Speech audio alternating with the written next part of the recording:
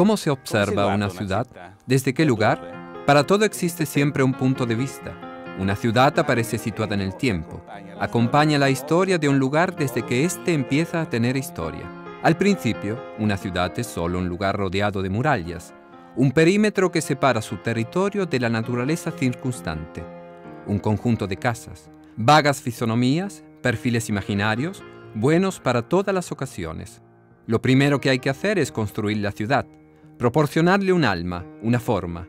Luego, se empieza a observar, se localiza un punto desde el cual observarla.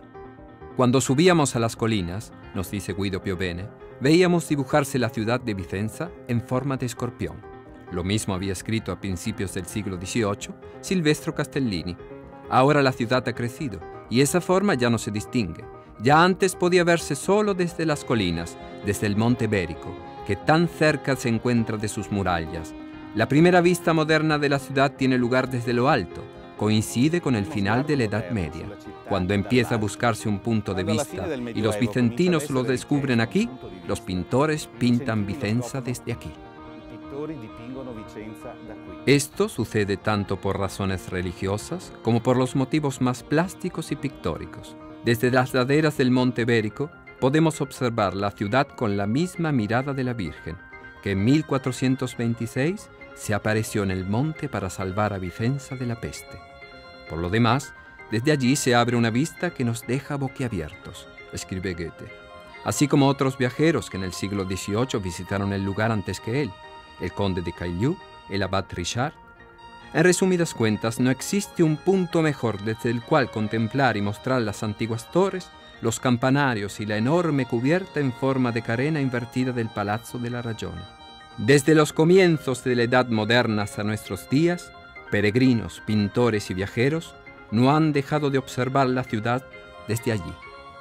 ¿Qué han visto sus ojos desde allí? Responde para todos Guglielmo, el arquitecto inglés protagonista del Forestiere Istruito, una guía interesante sobre la ciudad que data del 1716. Han contemplado las vistas de la ciudad y esa gran llanura sembrada, por así decirlo, de iglesias, edificios y casas que se extienden hasta las laderas de las montañas. Hablando de Vicenza, se termina siempre por hablar de arquitectura. Había escrito unos años atrás Charles de Brosse. Es por este motivo por lo que se viene a Vicenza, para admirar sus arquitecturas a partir de las construcciones del Palladio. Francesco Tuccarelli pinta en Londres para turista exigente una vista ideal de la ciudad. En el centro de la escena, en las faldas del Monte Bérico, se observa al gran arquitecto inglés Inigo Jones y su protector hablando con Palladio, intercambiando proyectos. Por el solo hecho de venir de Vicenza, esos proyectos merecen todo el respeto. Los vicentinos son conscientes de ello. Desde la primera mitad del siglo XVIII, la arquitectura es una especie de logotipo explícito, una marca definitiva de calidad. Sin embargo, habían intuido su importancia al menos un par de siglos atrás.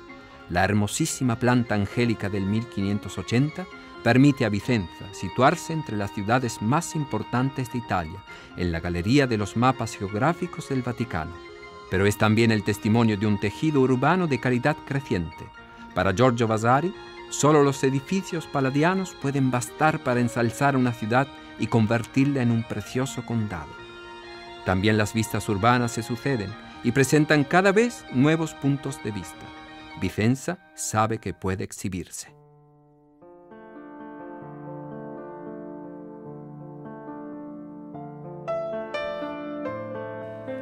La arquitectura es, pues, la protagonista principal. Una arquitectura que desde el siglo XV cuenta al menos con 5 siglos de grandísimo esplendor, donde lo nuevo se añade a lo anterior, sin solución de continuidad. Así, Vicenza se ha convertido en la ciudad de los edificios, bombardeada de edificios, escribe Hofmannsthal, cuando la recorre en 1903. Para celebrar la visita del Papa Pío VI, en 1782, una lápida habla de Claram Edificis Urbem, de un lugar famoso por sus edificios. un lugar que es un museo de arquitecturas al aire libre, y las perspectivas del Teatro Olímpico parecen sintetizarlas todas. Al verlas, el Papa Pío exclamó: «De Roma estoy acostumbrado a apreciar muchas cosas hermosas. Ante tan magnífico descubrimiento se quedó allí, literalmente con la boca abierta». Jérôme de Lalande invita a Vicenza a todos los jóvenes arquitectos de Europa. Deberían quedarse en esta ciudad para estudiar la pureza del estilo y la perfección de las proporciones. También antes de Palladio era así. Un viajero de la región italiana de las Marcas describe ampliamente en 1525 una Vicenza en stile superbo. El último periodo de la época gótica de surgir edificios que no son menos importantes ni siquiera de los coevos venecianos. Soberbios edificios historiados, con fachadas flamígeras de oro fino, repletos de relieves y pinturas, numerosos como las estirpes nobiliarias, cuya lista ocupa completamente más de 2 octavas en las páginas de D'Agonzino de Fano. Decorados con frescos llamativos, soportan bien la comparación con las grandes iglesias. Santa Corona, cofre de pinturas, la catedral que levanta la altiva frente con mármoles rojos y blancos que parecen formar rosas, una ciudad a todo color. Es una arquitectura, la de los particulares, que supera incluso la arquitectura de las sedes de las instituciones públicas, tal como nos muestra un inocente mapa de 1481. La ciudad ha disfrutado solo durante brevísimos periodos de su historia de una verdadera autonomía política. Las élites aristocráticas no la gobiernan, y quizá por esto quieren compensar con casas reales. Andrea Palladio supo interpretar bien este aspecto. Al principio de su tratado escribe que Vicenza, aún no siendo grande, es rica. Que los clientes tienen la ambición de abandonar la vieja usanza de construir sin gracia y sin belleza alguna, para seguir la nueva usanza que Andrea propone. Los más de 10 edificios que el arquitecto construye en el centro histórico, todos ellos incompletos, son invenciones diferentes. Andrea insiste muchas veces en este aspecto.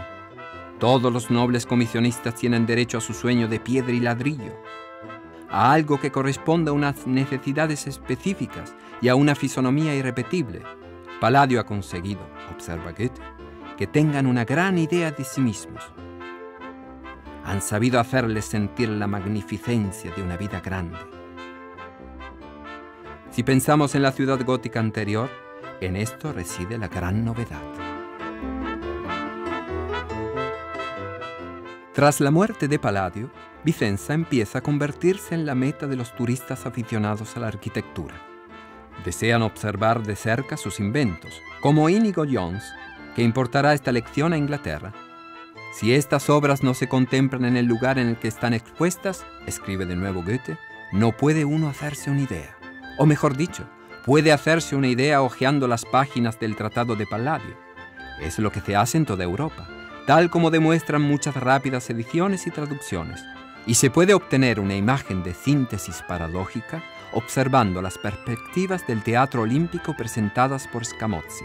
Es paradójica, porque Scamozzi las había realizado para ridiculizar a Palladio, para mostrar a los vicentinos que sus inventos construían una Vicenza nueva solo en la virtualidad efímera de una escena, solo con el estuco y el cartón piedra.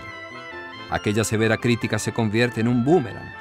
Al emperador de Austria, Giuseppe II, en 1769, le bastan 5 minutos en el Olímpico para hacerse una idea lo suficientemente clara de la ciudad. Esto no significa que la arquitectura en Vicenza se mantenga palladiana también tras la muerte de Andrea. Los vicentinos muestran apreciar durante más de un siglo, con un interés bastante más duradero del que se reserva al Palladio, los proyectos de Scamozzi. Su lenguaje, sobre todo, acogen su propuesta, desarrollada también por Antonio Pizzocaro, de eliminar los muchos, diversos, heroicos inventos palladianos y de prever, para los nobles edificios dignos de su rango, status symbol de su pertenencia de clase, pero casi todos iguales, marcados por la cifra homologante de la serliana. Palladio había entregado a sus comisionarios la variedad de la magnificencia. la escuela de Scamozzi enseña, durante casi todo el siglo XVII, una dignidad común.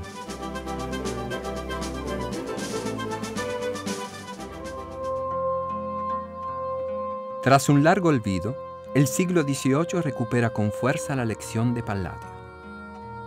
De ahora en adelante las imágenes de Vicenza se concentrarán en sus edificios y en aquellos que se inspiran en él.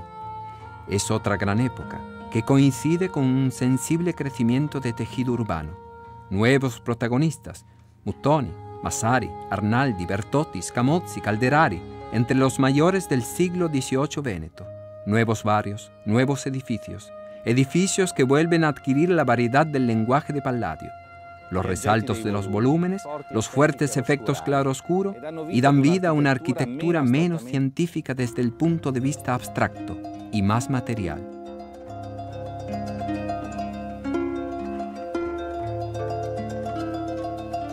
Comienza la época del palladianismo, un fenómeno mundial, el único estilo arquitectónico que debe su nombre a un artista, pero no tenemos que pensar en un puro calco de los inventos palladianos.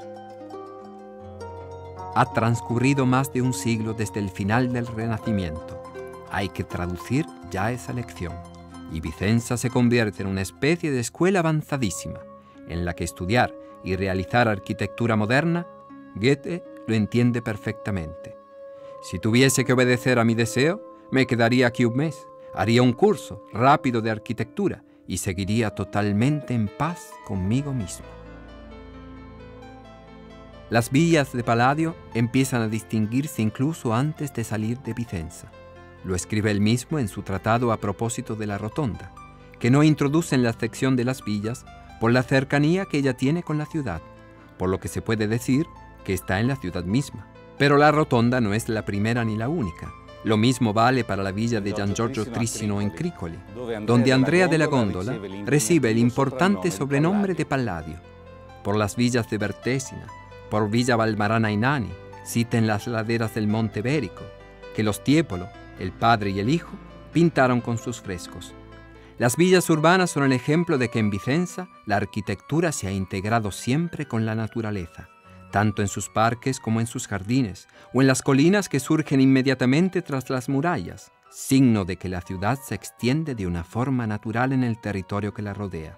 Un territorio que todos los turistas del siglo XVIII consideran como uno de entre los más bellos de Europa. En los proyectos del Palladio, apunta Goethe, existe algo realmente divino. Es su capacidad de interpretar en términos modernos la arquitectura clásica. Sus villas utilizan todos los elementos de los templos antiguos, el tímpano y las columnas, la cúpula y las logias. Son casas para los dioses, escribe Hofmannsthal. Es un edificio, añade a propósito de la Rotonda, construido para producir un tal placer que no parece estar destinado a los hombres sino a los dioses. Y si fueran hombres, han debido de tener algo divino en su sangre para poder soportar una vivienda como esta. Ellos están repletos de divinas representaciones antiguas y muchas veces son pocos los metros que separan a los hombres de los dioses. En estas villas templo se celebra la naturaleza, el territorio que la arquitectura palladiana acoge como ninguna otra. Se rinde homenaje al trabajo, una sociedad nueva que se impone más con la fuerza de la agricultura que con la de las armas. Nadie antes como Palladio había sabido mostrar con tanta fuerza una arquitectura que vislumbrase un futuro. Los que me sucedan podrán, con mi ejemplo, reducir con mucha facilidad la magnificencia de los edificios a la verdadera belleza y hermosura de los antiguos. Es una arquitectura que da prioridad, en la ciudad y en el campo, a las viviendas de los particulares, pero a las que se les otorga una dignidad pública, un prestigio reconocible inmediatamente.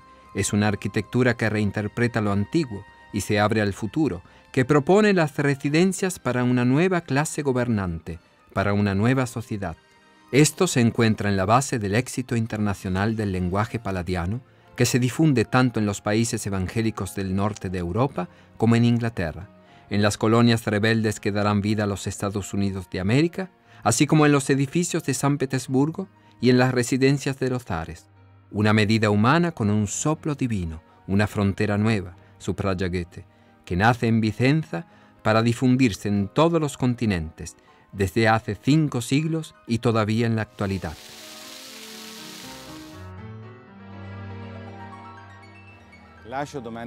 Dejo Vicenza mañana, escribe Goethe en su diario, y a duras penas.